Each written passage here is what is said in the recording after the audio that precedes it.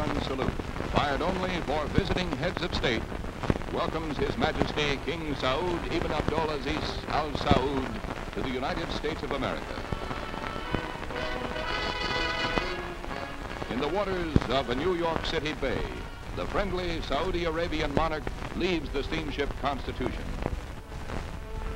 A Coast Guard vessel then transports the royal visitor to the William A. Lee, leader of a destroyer squadron assembled to carry and escort him and his official party to a city pier.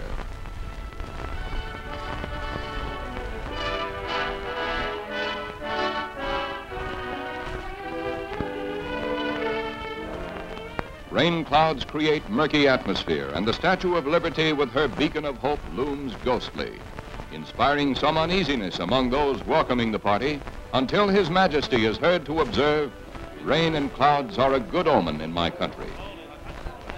President Eisenhower's special emissary, Ambassador Henry Cabot Lodge, heads a group that welcomes His Majesty, and the King responds saying, زيارة إلى الولايات المتحدة كما أنني مشغول. I am pleased by my visit to the United States, as I am very pleased to meet my friend President Eisenhower, who will discuss all the problems for the benefit of the whole world to spread peace and security. بخير العالم أجمع لنشر السلام والطمأنينة. Following a luncheon given in his honor by United Nations Secretary General Dag Hammarskjöld, King Saud makes an impressive appearance as he proceeds to the United Nations General Assembly.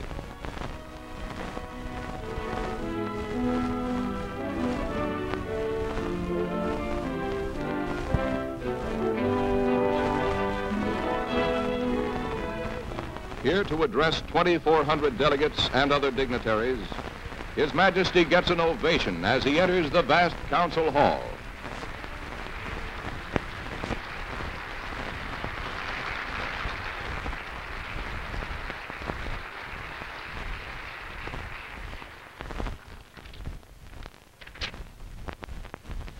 بسم الله الرحمن الرحيم. سمو الرئيس. Your Highness, the President, and members of the United Nations. I would like to express my gratitude to Your Highness for welcoming me here and for this opportunity to address the General Assembly.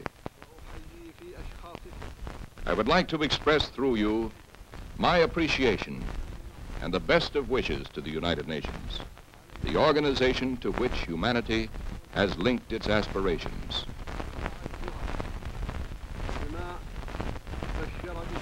The Charter of the United Nations, when it was formulated approximately 11 years ago, ushered in a new era of happiness, freedom, and security for all the peoples of the world.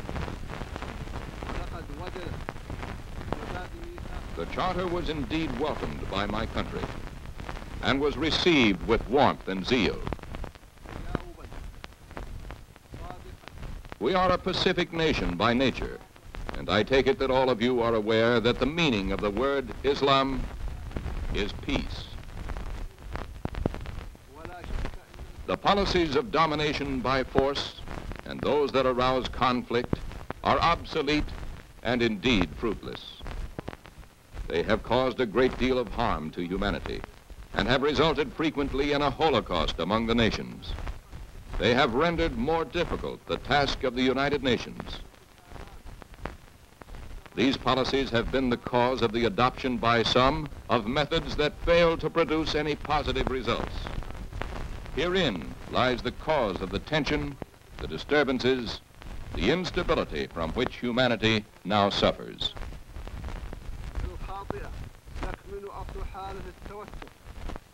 There is no doubt that the commendable effort made by the Secretary General, Dag Hammarskjöld, has resulted in important progress towards this lofty objective for which we are very appreciative and grateful. Our only hope is that the United Nations will strive to comply with the Charter provisions so as to be very faithful to the principles of justice and to respect human dignity. we should seek with resolution for the delivery of the message of the United Nations and for the preservation of security and peace among nations. The United Nations will then, we are sure, be able to retain as a consequence its dignity and will remain the best agency of humanity for peace and justice and its aspirations. I implore the Almighty so that all of us will do our utmost for the welfare of humanity. I thank you, Mr. President.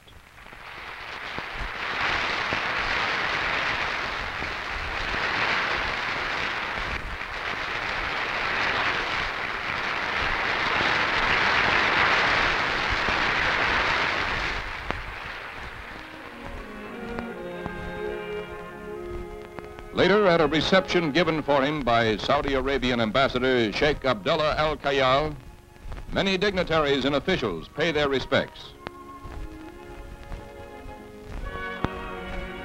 His Majesty greets Dr. Charles Malik, Lebanon's dynamic foreign minister, and these young envoys from the neighboring Arab country of Yemen. United States Ambassador Wadsworth, who journeyed here with the King. Next day, the scene is Washington, after His Majesty makes a flight in the President's personal plane. The King is the first state visitor of the year, and the first chief of state ever to be met at the airport by President Eisenhower. Prince Mashhur, the King's 3.5-year-old son, is carried down the ramp, and he's greeted by Mr. Eisenhower. Secretary of State Dulles then salutes His Majesty, and the President speaks. Your Majesty, on behalf of the American people, I welcome you to this country. We recognize in you both a leader of the Arabian people and the custodian of those cities most sacred to Islam. It is an honor to have you here. We were fortunate in the United States in calling your late father, His Majesty King Saud, our friend. We are equally fortunate in calling you our friend. And I look forward with the great expectation to the conversations we shall have here of problems important to both our countries, because we value your friendship and we believe out of these conversations should come results to strengthen and reaffirm the friendships that we have with your country.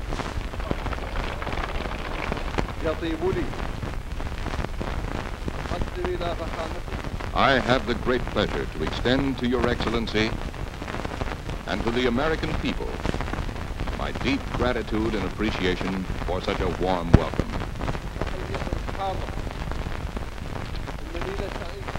I am indeed happy to respond to Your Excellency's call to renew and consolidate the traditional friendship between our peoples on the foundation that was laid down by my late father.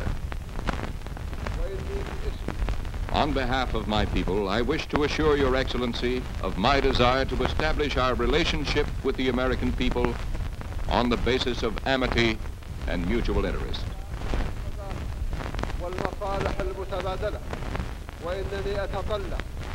I look forward to this good opportunity provided to me in this visit to undertake with Your Excellency and your government a discussion characterized by the same degree of frankness as indicated by Your Excellency.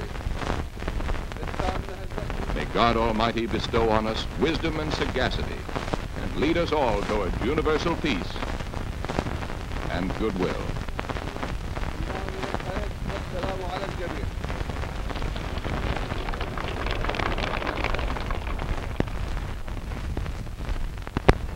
Full military honors are accorded the statuesque monarch who wears the United States Legion of Merit, degree of Chief Commander, much coveted decoration for his service to the Allied nations during World War II.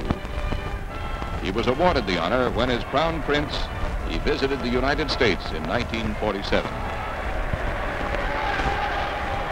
The impressive Capitol welcome continues as thousands of Washingtonians line the avenues.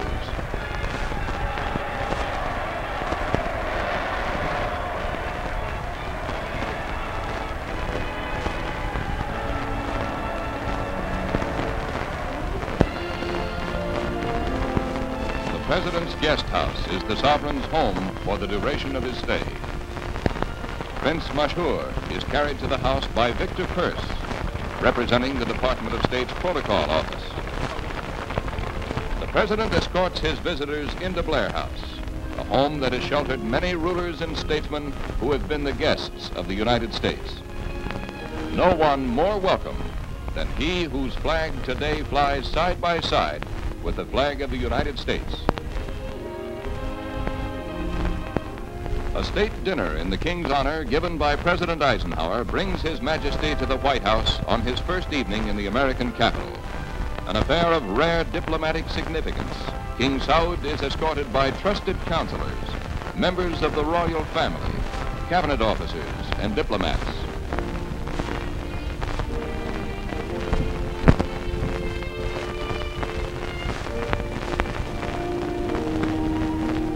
Vice President Richard M. Nixon, who has been invited to visit Saudi Arabia by King Saud, attends.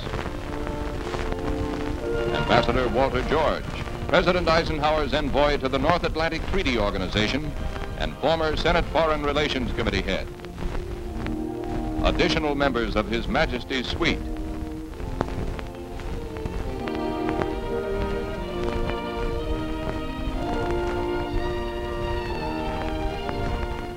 Joseph W. Martin, Jr., United States House of Representatives Minority Leader and respected statesman. This is a gathering of government and business leaders of two great nations. Fred Davies, Arabian American Oil Company official, greets a group of Saudi Arabian friends.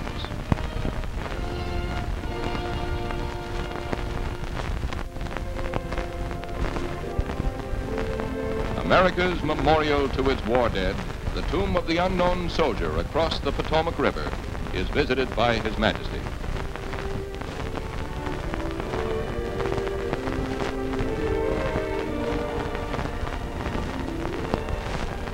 In the midst of a busy schedule, the King pays homage to men who have given their lives for God and country.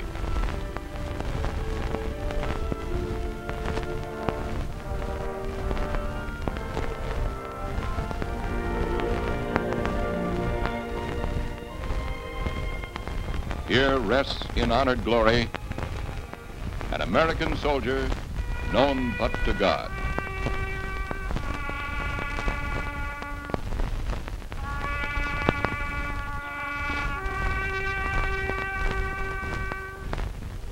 Only minutes later, and not many miles away in the same area, the Royal Saudi Arabian visitors pay another tribute to an American hero. This is at the George Washington Mount Vernon Memorial, where His Royal Highness Prince Fahd Ibn Saud, King Saud's Minister of Defense, lays a wreath on the tomb of the first President of the United States.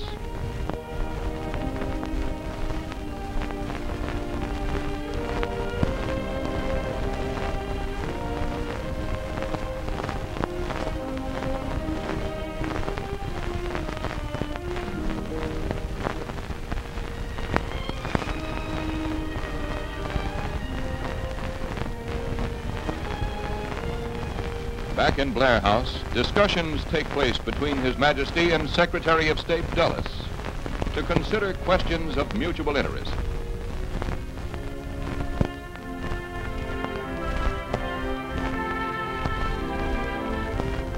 At a leading Washington hotel, Vice President Nixon honors the King at an official luncheon.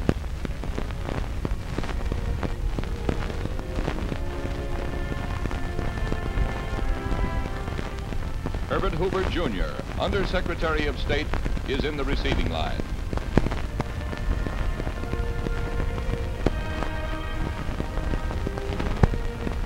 That afternoon, the Saudi Arabian Embassy is the scene of another function honoring the royal visitor. Among the guests are Vice President and Mrs. Nixon.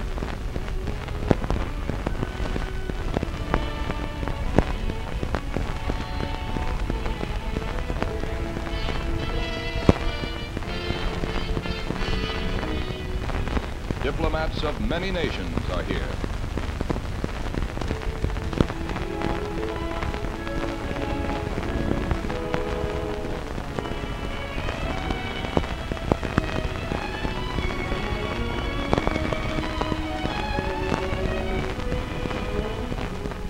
King's tour provides the Capitol lensman with scores of colorful pictures.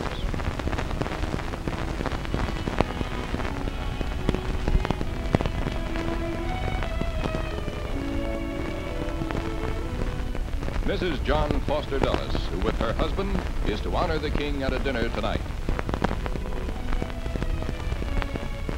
United States Ambassador to Saudi Arabia, George Wadsworth.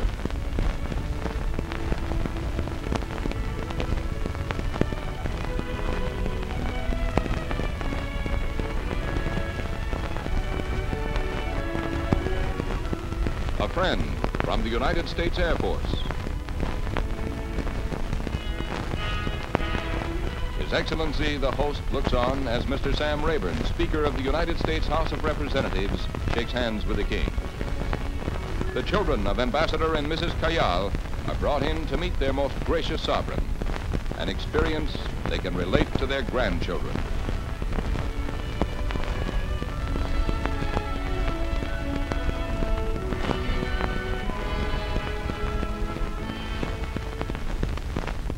At Washington's world-renowned Islamic Center, His Majesty arrives for the Friday prayer.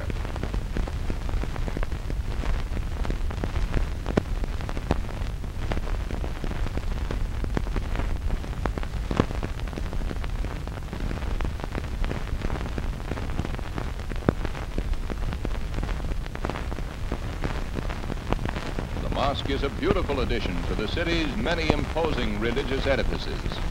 It was built by contributions from every Islamic land, funds supplemented by generous donations from Islam's many friends in the United States.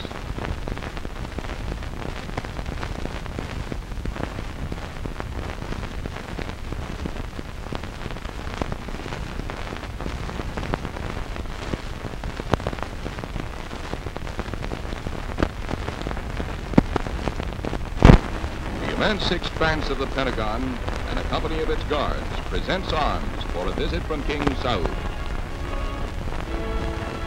Secretary of Defense Charles Wilson and Admiral Radford, Chairman of the Joint Chiefs of Staff, attend the monarch.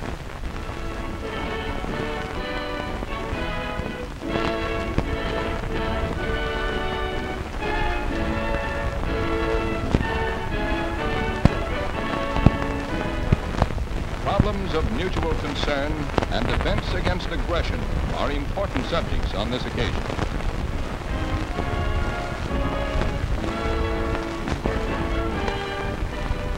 The royal visitor and the president consider many questions, after which the king, when asked to comment on the president's plan for the Middle East, says that it is a good one, which is worthy of consideration and appreciation.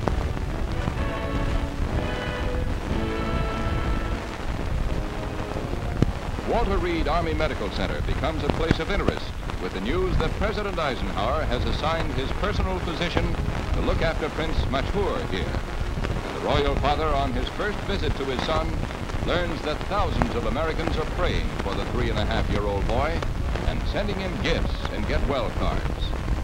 A demonstration of friendly interest amid the diplomatic world that sees His Majesty's party in honor of President Eisenhower become the social highlight of his visit. Earl Warren, Chief Justice of the United States. Undersecretary of State Loy Henderson, well known to the Arab world.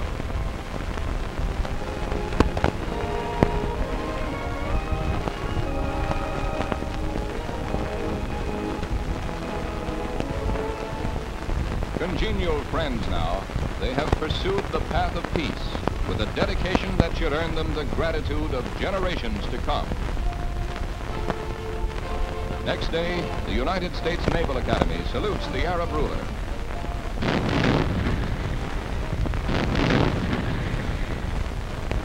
His Majesty inspects his guard of honor and is taken on a tour of the Annapolis installations.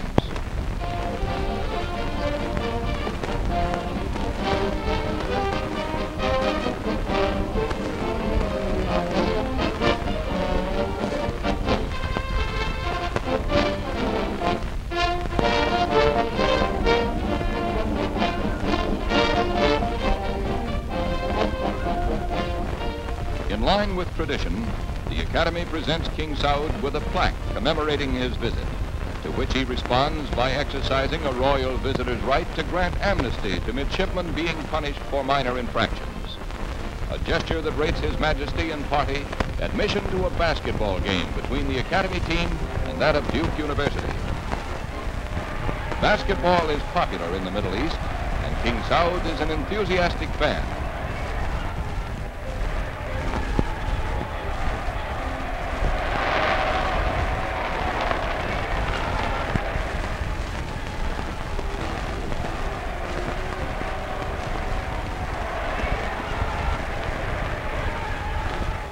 The game is keenly contested, the king applauding every worthy and spectacular play.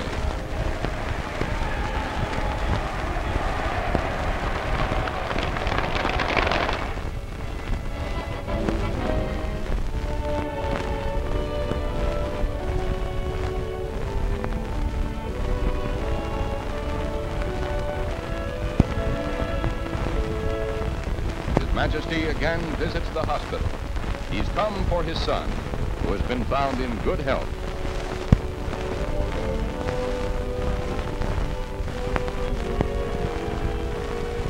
A good reason for the familiar little salute, and a card which reads, "To the American children and other friends who have sent me messages and gifts and who have prayed for my recovery, I express my appreciation and gratitude. May we all enjoy the blessings of God." He proves himself a Prince Charming.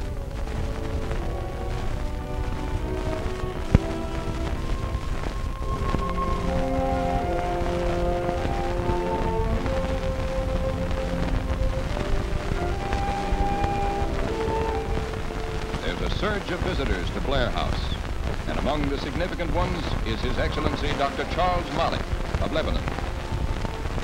His Excellency Greek Ambassador Melis calls on the king.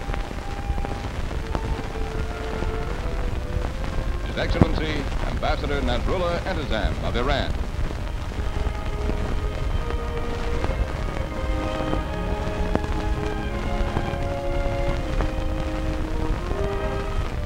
His Royal Highness, the Iraqi Crown Prince Abdullah in the United States on an informal visit, calls on King Saud. It's the first meeting of these Arab leaders. This historic occasion is marked by an atmosphere of cordiality. The Saudi Arabian Embassy is the scene of a children's party, a gathering of the youngsters of Washington's diplomatic corps. Responsible for it is a young diplomat, His Royal Highness Prince Mashhur Ibn Saud, who has received thousands of presents from American children.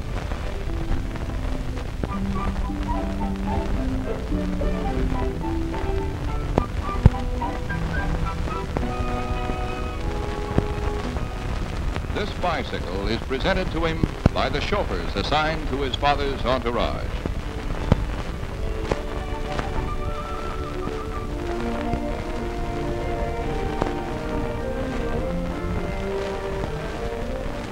Meanwhile, at the White House, King Saud and President Eisenhower, with their advisors, issue a communique, one that reaffirms the friendship and cooperation between Saudi Arabia and the United States, and indicates their intentions for a just settlement of the problems of the Middle East area by peaceful and legitimate means within the United Nations Charter. Rain, that good omen, falls on the closing scenes, dramatic in the lights and shadows of the lucky weather.